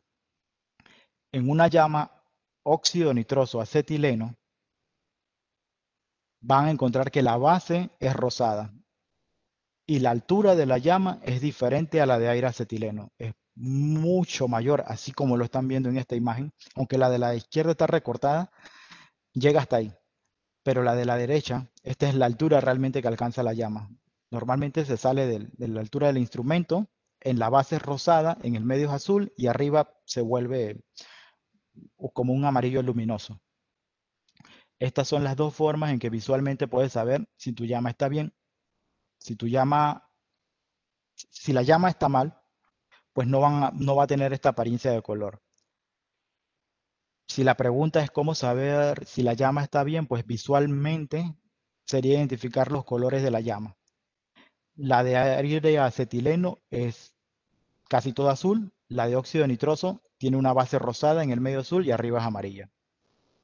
Y no debe tener más que esos colores, no debe tener chispas y cuando realiza aspiración del medio, a menos que sea sodio y potasio, pues el agua que se utiliza para la preparación de los patrones no debe causar un cambio de color en la llama. Pues la muestra ya tendrá su medio y puede que venga con distintos componentes que causen cambio de color, pero lo importante es que la, la preparación de patrones contra la cual se va a realizar la cuantificación esté hecha en una agua capaz de no interferir en valores de absorbancia cuando se aspire en la llama. Esa sería la forma de identificar que la llama está bien. Ajá. A veces tiene tonalidades anaranjadas o verdes. ¿A qué se debe esto? La tonalidad anaranjada es una de las razones por la que esa tonalidad puede aparecer, es porque el quemador o la zona de donde ocurre la nebulización y atomización está tan saturada de residuos que causa esa tonalidad en la llama. O que el quemador está tan sucio ya que comienza a desprender de forma continua distintas cantidades que causan esos cambios de color en la llama, el color amarillo. Lo otro que causa cambio de color es que no se esté utilizando las proporciones de gases correctas. En algunos instrumentos estas proporciones de gases se hace de forma manual. Y si no se ajusta a los valores correctos, pues la variación que la proporción de acetileno sea mayor, pues va a causar un aumento o que las proporciones no sean las correctas entre el oxidante y el combustible, causa que esas llamas no tengan el color normal. Para aire acetileno azul y para óxido nitroso la base rosada, el medio azul y la parte de arriba amarilla. Así que lo que hay que revisar si eso ocurre es si la mezcla de gases que se está utilizando tiene las proporciones correctas. Y lo otro es que el quemador puede estar sucio y hay que realizar un procedimiento de limpieza. Esas son las dos razones que en este momento se me ocurren para pensar por qué la llama se pone amarilla. Ok, en la siguiente imagen, ¿qué significa HVG y MVU? ¿Será esta? Ah, HVG significa generador de vapor de mercurio. No, ese es generador de hidrógenos y el otro es generador de vapor de mercurio. El mercurio tiene una forma única de medir. La verdad es que por absorción atómica es bastante laboriosa. Por eso se han desarrollado medidores exclusivos de mercurio. Y por eso en esta tabla aparece como un único color. El vapor frío de mercurio solamente es para medir mercurio. Y por eso en esta tabla el tecnecio está ahí, pero el blanco está es porque no tiene forma de medirse. Pero el mercurio es el color, es la técnica con la cual se mide. Vapor frío de mercurio. Y hay otros elementos que se pueden medir mediante la formación de un hidruro, como arsénico, selenio y antimonio. Y eso es el vapor frío la generación de hidruros. Así que MVU es la medición por vapor frío de mercurio, HVG es la generación del hidruro.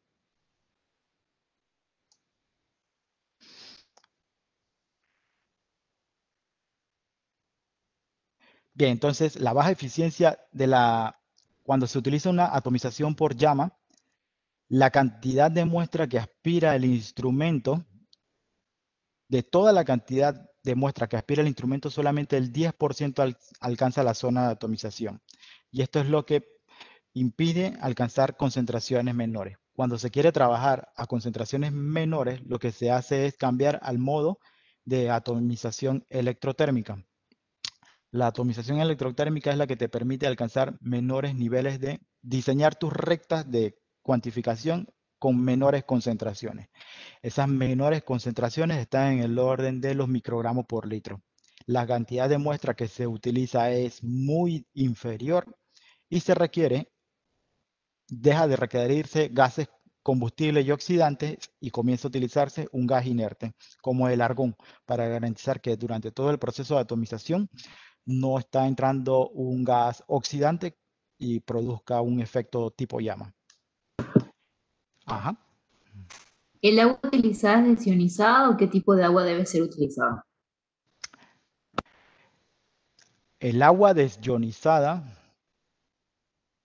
mm, me gustaría que una de las cosas que quiero que se lleven de este curso es dejar de utilizar la clasificación desionizada y comenzar a utilizar la clasificación agua tipo 1, agua tipo 2. Agua tipo 1 es el agua de mayor pureza y la adecuada y descrita para cuantificaciones en absorción atómica. El agua tipo 2 es más de uso común en laboratorio. Definitivamente que el agua se necesita que esté desionizada, pero adicional necesita otras etapas de purificación. Así que el agua adecuada para medidas por absorción atómica es agua tipo 1. Y la otra es una de las características más importantes de mediciones por absorción atómica. Tener perfectamente identificado el agua que voy a utilizar, de dónde proviene y si el sistema que me alimenta de agua genera agua tipo 1. Así que agua para absorción atómica debe ser tipo 1. Ahora hay que identificar si el generador de agua o su fuente de agua es capaz de generar este tipo de pureza, agua tipo 1. Bien, entonces en el proceso de atomización electrotérmica hay 5 pasos esenciales. 5 pasos que cuando se realiza una cuantificación por este medio deben ser optimizadas. Y aunque el método normalizado diga cuáles son las etapas y las rampas de temperatura que se utilizan en el laboratorio, hay que confirmar que funciona de forma adecuada.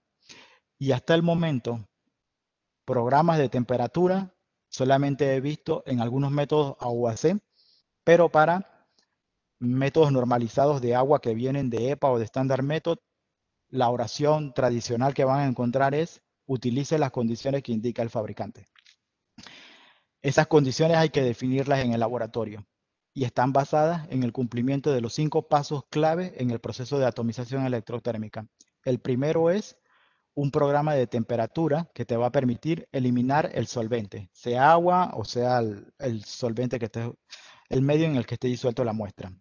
E inclusive puede ser un sólido porque para atomización electrotérmica se pueden hacer mediciones de sólido. El primer paso, la primera secuencia de programación de temperatura que se debe realizar es la que te va a eliminar el solvente. Luego viene un programa de temperatura de mineralización en donde vas a eliminar todo lo que es la materia orgánica. Y en ese proceso de eliminación de materia orgánica es muy probable que la materia orgánica arrastre tu analito y tengas pérdida del analito en ese paso de atomización. Esto es lo que da origen a la utilización de los modificadores de matriz. El arrastre de tu analito en las etapas de mineralización es completamente dependiente de la matriz. Tu matriz puede tener algo que en ese proceso de mineralización se lleve el analito. Esto se resuelve agregando un modificador de matriz que va a retener tu analito a cuantificar en la etapa de mineralización para que cuando se alcance la etapa de atomización, tu analito esté conservado en la zona de lectura. La zona de lectura es el tubo de grafito que estamos viendo. Voy a cambiar el cursor.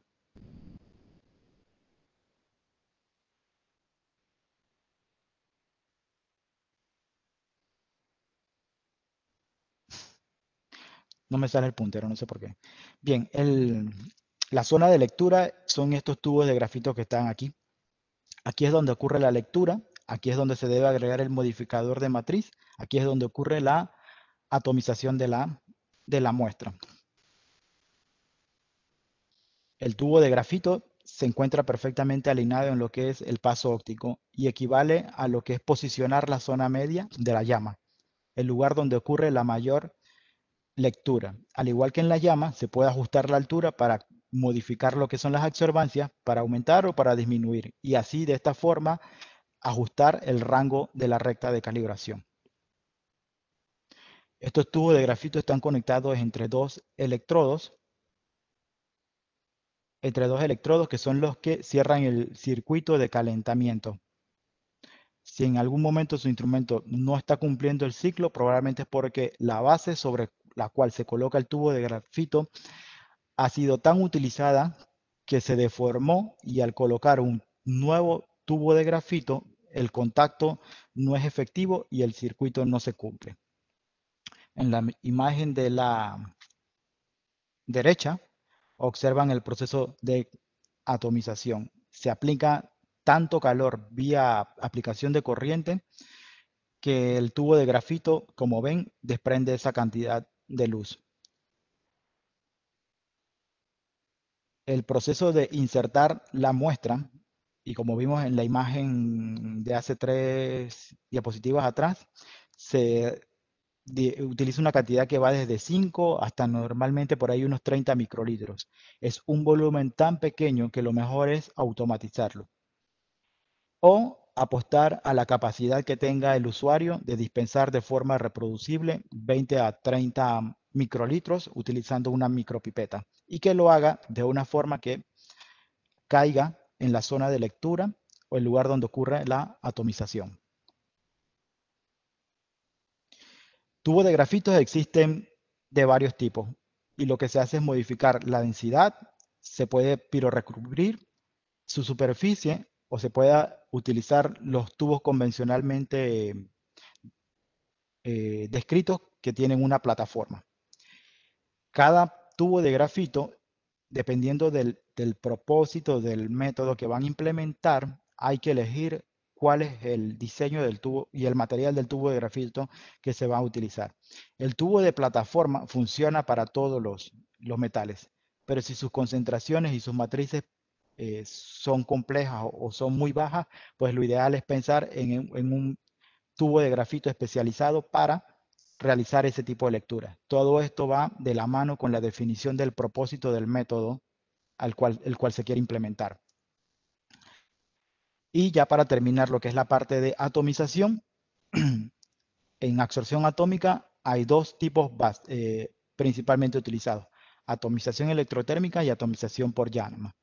En atomización electrotérmica, la señal la vamos a observar siempre como un pico.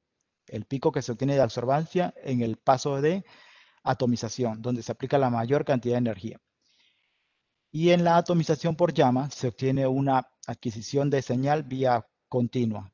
La muestra está aspirando agua, es transparente, agua o aire, es transparente a la absorbancia, no tiene absorbancia. Luego se comienza a aspirar muestra, la absorbancia sube, se mantiene estable porque está aspirando continuamente patrón o muestra.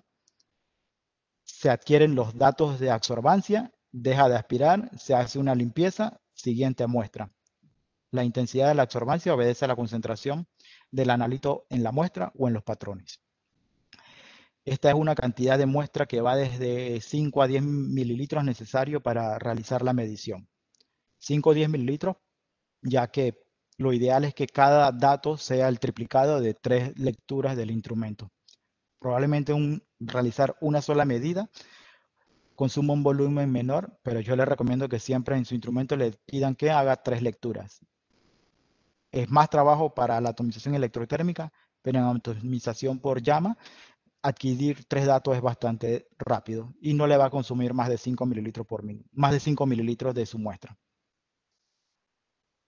En atomización electrotérmica le va a consumir no más de 100 microlitros, pero en tiempo van a ser por lo menos 2 minutos por lectura. Ajá. ¿Cuántos calentamientos puede aguantar un tubo de grafito? ¿Cuál es el mejor rendimiento? Bien, un tubo de grafito, si lo utiliza para medidas de metales y la matriz es tipo agua potable o agua natural, le va a durar como 300 ciclos de calentamiento. Si la matriz es más compleja, lo más probable que pase es que comience a depositarse la matriz y el rendimiento varía. Así que por ahí le va a demorar unos 200 ciclos de calentamiento. Pero por ahí digamos que independiente de la matriz, entre 200 y 300 ciclos de calentamiento. Y si saca la cuenta de a 3 lecturas por patrón o por muestra, pues ahí puede calcular cuánto va a demorar cada tubo. Y si programa cuántas muestras va a recibir por semana, cuántas por mes, y cada cuánto lo cambia, pues ahí programa entonces su consumo. Pero en promedio es eso. Los 3 tubos entre 200 y 300. Si es para agua potable, pues seguro 300. Y este holder que está acá, que es donde se soporta el tubo, le debe alcanzar para unos 5 o 6 tubos de grafito antes de deformarse.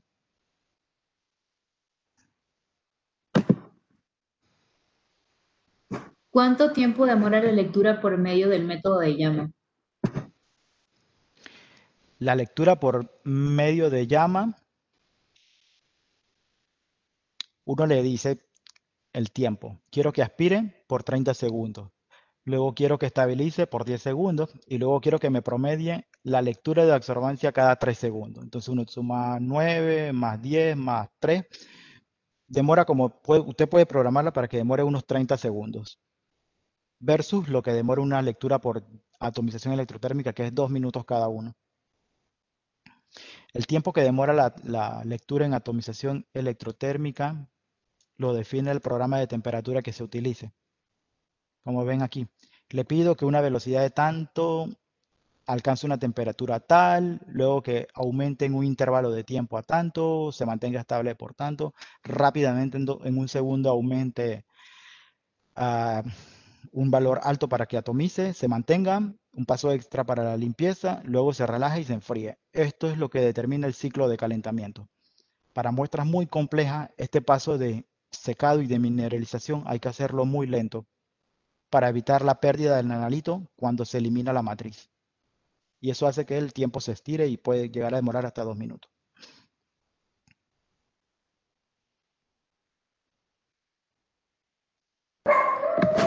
¿Es necesario precalentar el tubo de grafito? Es necesario acondicionar un tubo de grafito nuevo. Coloco un tubo de grafito hoy, lo acondiciono para que el ciclo funcione correctamente, para eliminar las impurezas que traiga de fábrica. Lo utilizo hoy, alcanzo 100 lecturas y no voy a tener muestras hasta la próxima semana. La próxima semana lo que hago es una limpieza del tubo. Le pido al instrumento que lo caliente sin agregar nada para eliminar cualquier depósito que se adicionó en la zona interior del tubo de grafito. Y con eso ya está listo nuevamente el tubo de grafito para realizar mediciones. Así que es necesario acondicionarlo únicamente cuando es nuevo. Ya después entonces solamente es limpieza, antes de la jornada de uso. De esta parte ya no hay más preguntas, ¿ah? Hasta el momento ya no hay más preguntas. Ok, entonces ya entramos en la recta final de la unidad número 1. Ahora vamos a repasar lo que es la definición del propósito. Primero, como vimos, hay que definir un propósito. Bajo ese propósito voy a identificar si un método normalizado cumple mis requisitos. Si ese método normalizado cumple mis requisitos, yo verifico que lo estoy implementando de forma correcta. Ese método normalizado puede que no cumpla mi requisito y debo decidir si tengo que modificar algo. Lo que voy a modificar va a determinar qué debo validar y el tamaño de la validación.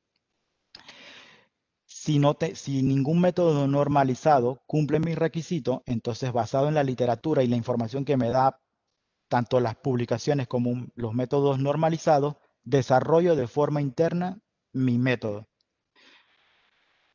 Y este va a hacer que sea necesario que esté valide completamente su metodología. ¿Qué debe validar? Empieza por identificar a qué categoría corresponde su método de ensayo. ¿Soy categoría 2, 3, 4 o 5? Como vimos en la tabla que mostró Stephanie, cada categoría de método requiere validación de uno u otro parámetros. Normalmente utilizamos como ejemplo el método categoría 2 porque ese hay que validar todos los parámetros y nos sirve para ver todos los ejemplos. Es el mismo método que vamos a utilizar para el desarrollo de los ejemplos en el resto de las sesiones, porque incluye todos los parámetros. Un ensayo categoría 2. Si es normalizado, si la descripción del normalizado cumple mi propósito, verifico en mi laboratorio que lo puedo implementar de forma correcta. Y una verificación es una validación parcial. La 17025 establece que o verificas o validas, pero no hay escapatoria. Una de las dos debes hacer. Si modifico mi normalizado, hago una validación parcial o dependiendo de la modificación que estoy haciendo, debo determinar qué voy a validar, pero tengo que hacer un trabajo más intenso que en una verificación.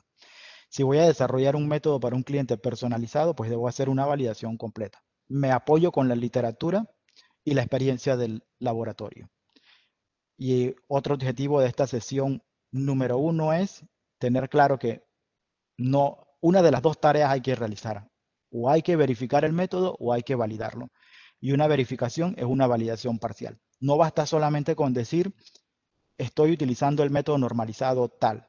Debo demostrar en el laboratorio y documentar que soy capaz de reproducir las especificaciones descritas en ese método normalizado.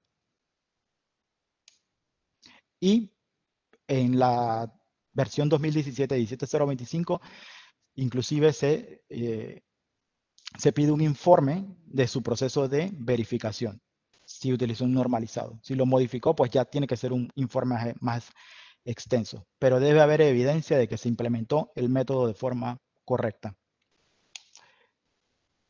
Caso método normalizado, modificado normalizado o in-house, todo depende cuál es la categoría a la cual corresponde mi método. Eso es lo que va a determinar si es necesario establecer el límite de detección, si no es necesario establecer el límite de detección, si debo hacer todos los parámetros, qué tanto trabajo debo hacer sobre la selectividad porque estoy cambiando de matriz.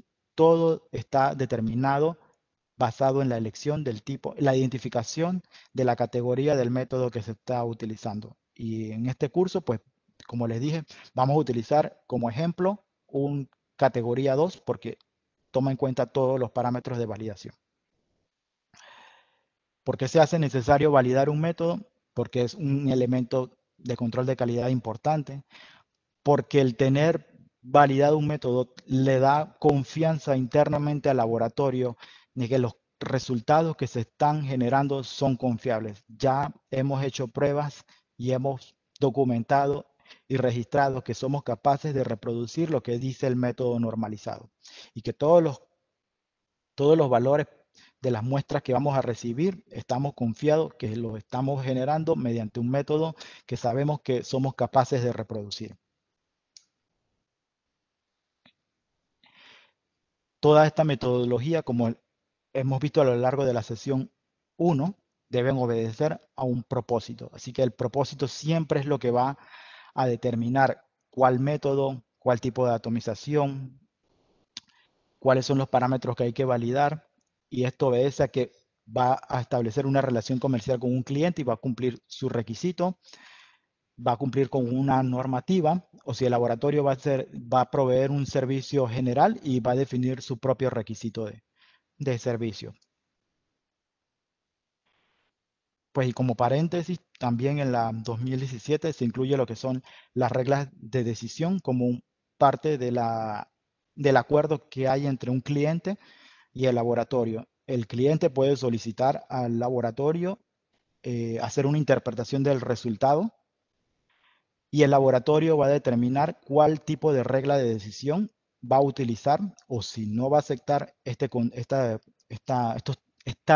cliente que le está solicitando esto. Y hay que tomar en cuenta cuál es la regla de decisión que va a utilizar para interpretar resultados sobre una muestra. De eso también quiero incluir algo la otra semana en la parte de linealidad, las reglas de decisión. Bien, y ya por último, ¿qué se debe tener preparado para realizar el trabajo de validación o de verificación de una metodología por absorción atómica? Tener muy presente que su instrumento está en condiciones óptimas, que el personal que lo va a realizar, aunque tengan miembros nuevos y que no tienen mucha experiencia, al menos estén rodeados de gente que tiene competencia y que tiene conocimiento, que tiene competencia principalmente en el tema, que no hay fluctuaciones en el laboratorio que vayan a afectar el trabajo y que se cuentan con todas las herramientas adecuadas. Herramientas adecuadas como el tipo de agua, la pureza del reactivo, los materiales de referencia o materiales de referencia certificados que se vayan a utilizar a través de todo el desarrollo de las pruebas. Todo esto es algo que hay que tener definido en el plan de validación. ¿Qué es lo que qué tiene que ser validado? Pues todos los elementos necesarios para el proceso de medición. Hay que tomar en cuenta que el instrumento es el adecuado, que está en estado calificado, que los materiales son los adecuados. Como vimos, los estándares, si tengo patrones de referencia, si tengo materiales de referencia, hay que definir muy bien esto en el plan. ¿Y cuáles son las pruebas necesarias que voy a utilizar? Y estas las van a determinar el tipo de categoría de método que voy a implementar. ¿Cuándo debe de revalidarse un método? Pues si ya tiene implementado un método normalizado y desea modificar su alcance porque quiere cuantificar a concentraciones menores o va a implementar una matriz nueva, pues estos cambios hacen necesario que se realice una validación. Aunque esté utilizando un método normalizado, pues si únicamente describe que funciona para agua potable y usted lo quiere utilizar en agua residual, pues ese cambio de matriz debe ser validado. Debe ser validado que ese mismo método funciona y en caso de no funcionar, pues se optimiza lo necesario para que funcione. O se divide en dos tipos de métodos diferentes, porque ese va a haber un resultado que le va a llevar a tomar una decisión. Y la decisión es, ¿me funciona para ambas matrices o no me funciona para ambas matrices? Y debo hacer dos tipos de preparaciones diferentes o de lectura, o mi proceso de mi rampa de calentamiento en la atomización electrotérmica debe ser diferente porque para agua potable está bien así, pero para agua con una matriz más compleja, pues no funciona. Y esto se vuelve más complejo a medida que la matriz se convierte en un alimento, ya que en matrices en alimentos varían mucho. El porcentaje de humedad, el porcentaje de grasa, la cantidad de minerales, todo esto hace necesario que cada vez que se cambia la matriz y el límite y el valor de concentración que se desea cuantificar, sea necesario validar que ese cambio eh, está dentro del alcance de la metodología oficial. Cuando se cambia un instrumento, Cuando se cambia un instrumento, se inserta personal nuevo al laboratorio para realizar los ensayos, hay que hacer pruebas para adjudicar competencia a los nuevos analistas. Y de igual forma, también hay que evaluar si el nuevo instrumento, y este sería el único caso en el que hay que hacer una prueba de validación, en donde hay que confirmar que el nuevo instrumento funciona para la metodología ya implementada. Cambios menores como cambio de un quemador, reparación, cambio una nueva lámpara, hubo un problema de la óptica y hubo que hacer una reparación, no amerita realizar grandes pruebas de revalidar algún parámetro de validación. Solamente se corre una muestra control de nuevo y si funciona, pues está totalmente aceptado que, que los cambios no afectan el desempeño del método. Y ya para irse, ahora sí cerrando la sesión del día de hoy, lo que les quiero que le quede del curso es un documento en donde van a redactar cuál es el plan de validación o verificación, cuáles son las pruebas, cuáles son los objetivos, cómo voy a evaluar si cumple o no cumple mi metodología. Y para esto necesitamos primero definir cuál es la aplicación, el propósito, cuáles parámetros, las matrices, qué analitos o analitos, cómo voy a fortificar mi muestra, si es necesario fortificarlo, si tengo un material de referencia ya tipo matriz que me funciona, realizar los experimentos, juzgar los resultados y sobre esos resultados tomar decisiones. En conclusión, para validación existen distintas guías y hay distintos organismos que generan métodos normalizados. Estos métodos normalizados ya están y normalmente no están pensados para cumplir con un problema personalizado de un cliente en tal lugar.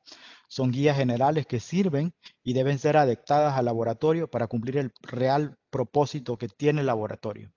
Así que la guía que yo recomiendo y que da mayor información es la guía Huracán. Y es sobre la cual vamos a basar principalmente algunas de las cosas de este curso.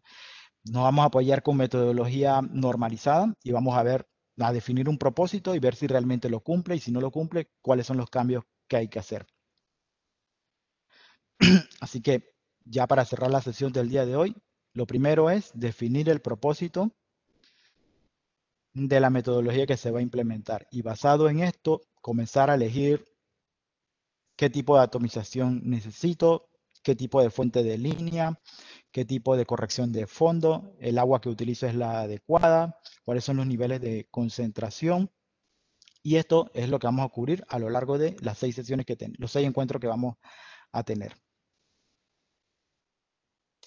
Y con esto cerramos lo que es la sesión del día de hoy. Tenemos varias preguntas. La primera es, ¿cuál es la diferencia de la validación modificada con la in-house? En la primera se puede cambiar la matriz o concentración en in-house que se pudiera cambiar.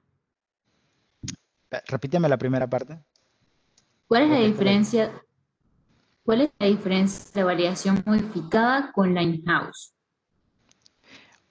Una validación in-house, pues creo que para hacerlo más sencillo podemos utilizar un ejemplo. Y el ejemplo para absorción atómica, en donde lo he visto que se aplica más es, por ejemplo, cuantificación de mercurio en matriz de pez o de tuna. Los métodos que van a encontrar para métodos normalizados son los del agua C y los que van a encontrar les van a referir a una metodología bastante vieja que normalmente va por medición de vapor frío en un instrumento de absorción atómica. Uno, eso no se puede automatizar. Dos, la digestión que te indica es la formación de una ceniza. Eso es muy laborioso y realmente en 2020 realizar la formación de una ceniza versus la capacidad de una digestión por microondas, creo que no hace gran sentido. En velocidad y en rendimiento, una digestión por microondas es muy superior en tiempo y en calidad de resultado a una formación de ceniza. Así que no vas a encontrar un método normalizado que te diga digestión de la matriz de alimento por microondas y que esté combinado con una lectura automatizada de un metal. Eso te lleva al punto en que tienes que elegir, ¿hago esta metodología obsoleta, súper obsoleta, o desarrollo mi metodología in-house, digestando por microondas y midiendo mi mercurio de forma automatizada? Definitivamente que no es algo, creo que no es algo tan imposible validar algo, creo que se ve bastante como un reto en los laboratorios o algo tan avanzado como que se aproxima mucho a algo imposible. Y en un método in-house lo que haces es decidir la metodología normalizada que existe no es la vía que quiero utilizar. Quiero algo más rápido, quiero algo más eficiente. Así que voy a desarrollar y que cumpla con mis requisitos. Así que voy a desarrollar algo totalmente in-house. Y un ejemplo que creo que funciona bien es la parte de lectura de metales, como la medición de mercurio. La metodología tradicional, ninguna te va a dar las opciones de 2000 hacia acá que se han desarrollado, como la digestión por microondas o la lectura de mercurio automatizado. Así que lo que haces es combinar, usar la tecnología, pero debes definitivamente validar esa metodología, ya que no hay un método normalizado de estos proveedores de metodologías normalizadas. Esa es la diferencia entre el normalizado y el in-house. El normalizado pues ya tiene un propósito definido en un rango de concentraciones fijo. El normalizado pues o principalmente aparece cuando quieres implementar algo más rápido y más que te permite utilizar las herramientas que en el mercado van apareciendo. Y la segunda parte de la pregunta es, La segunda parte era como un comentario. En la primera se puede cambiar matriz o concentración en in-house que se pudiera cambiar. Ok, en la primera, ajá. validación modificada la primera, que se pueda cambiar matriz o concentración. Entonces, ¿qué se puede cambiar en el in-house? ¿Qué parámetros? Supongo que eso es a lo que se refiere. Mm. Matriz, concentración, algo más. Sí, en el in-house realmente no se cambia nada porque todo es nuevo. Realmente hay que hacer todo, demostrar que funciona, todo este diseño experimental que se está haciendo funciona para el propósito. Así que si ya tienes tu método in-house y quieres cambiar el alcance, pues sí validas ese cambio nuevo, ya sea que ¿Quieres ampliar a otra matriz o quieres cambiar el rango de concentraciones que deseas cuantificar? En el normalizado, pues son esas cosas principales, la concentración y la matriz. En el in-house, pues realmente no son cambios, es realmente hacer todo desde el diseño experimental. Desde el diseño, confirmar que experimentalmente funciona, y esto se le llama optimización, para luego entonces validar que realmente funciona, que es documentar el rendimiento. Otra dice, la absorción atómica solo se utiliza muestra como biológica, líquidos corporales, muestra de productos alimenticios, fármacos y microbiológicos. La absorción atómica te permite medir metales en todas las matrices que acaba de mencionar la persona que preguntó. Te va a permitir realizar todas las mediciones de metales en todas esas matrices, pero lo que cambia es la forma en que procesas la muestra. Cada una de esas matrices que acaba de mencionar se pueden, a través del procesamiento correcto de la muestra, medir los metales que desees determinar en el instrumento de absorción atómica. Así que la absorción atómica funciona para todas las matrices, solamente que para cada matriz de todas esas que mencionó hay que evaluar cuál es el procesamiento o la forma en que se procesa la muestra para obtener la solución que vas a introducir al instrumento de absorción atómica. Pero sí funciona para todas esas matrices. Lo que hay que hacer es un tratamiento especial de muestra para cada una de esas matrices.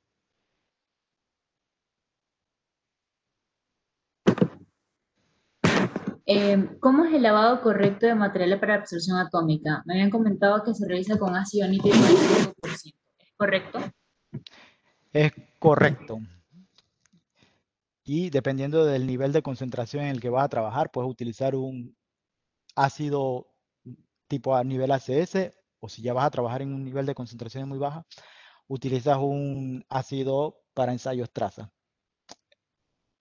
Reactivos, agua, patrones, forma parte de las herramientas de validación y es algo que vamos a ver la otra semana. Inclusive voy a incluir un procedimiento de limpieza para la cristalería. Y bueno, que la cristalería cuando vas a trabajar a nivel traza, pues debes tenerla dedicada exclusivamente para ese tipo de ensayo. Bueno, Ajá. hay otras preguntas sobre los reactivos y eso, Ajá. pero la última sería, ¿en qué norma viene la parte de evaluaciones de las matrices? Que se relaciona más al tema. ¿En qué norma viene mencionado? ¿En qué norma viene la parte de evaluaciones de las matrices?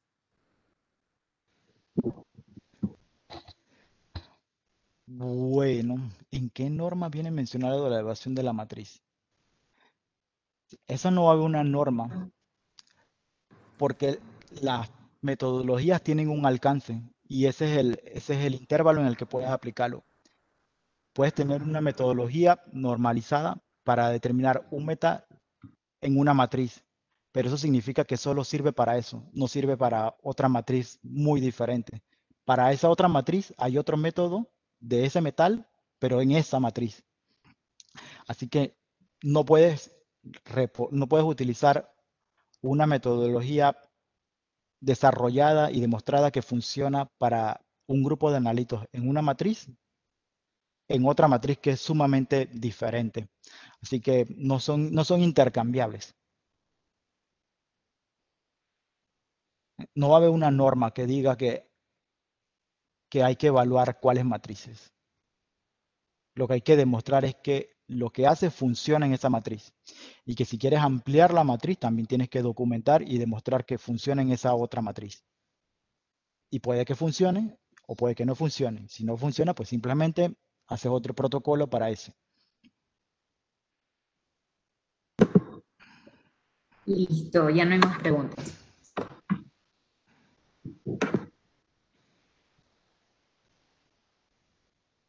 Bien, entonces con eso terminamos la sesión del día de hoy.